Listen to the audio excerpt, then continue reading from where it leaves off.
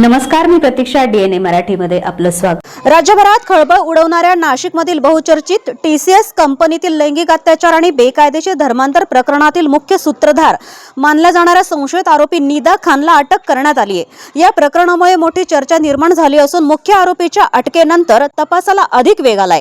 या प्रकरणाकडे मुख्यमंत्री देवेंद्र फडणवीस यांनीही विशेष लक्ष दिल्याचं असल्याचं सांगितलं जातंय.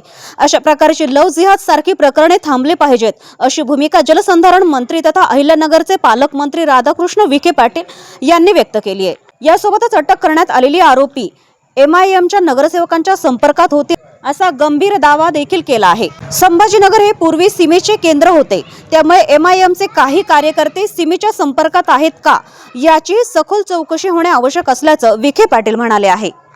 TCSचं प्रकरण गंभीर होतं, त्याच्याबद्दल मी यापूर्वी भाष्य केलंच होतं. पण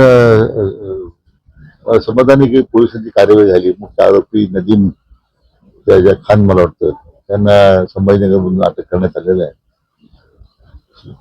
स्वतः माननीय मुख्यमंत्र्यांनी आश्वासित केलेलं आहे की याची पाळंमुळं खोदून अशा पद्धतीने हा जो जिहादी प्रकार आहे त्याचं उच्चाटन राज्यातून आम्ही केल्याशिवाय स्वस्थ बसणार नाही.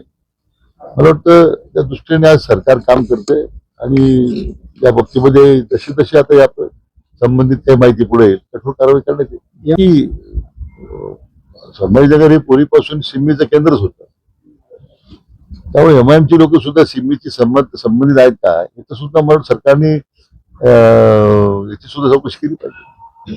प्रतिनिधी मुंतजीर शेख, DNA मराठी, अहिल्यानगर.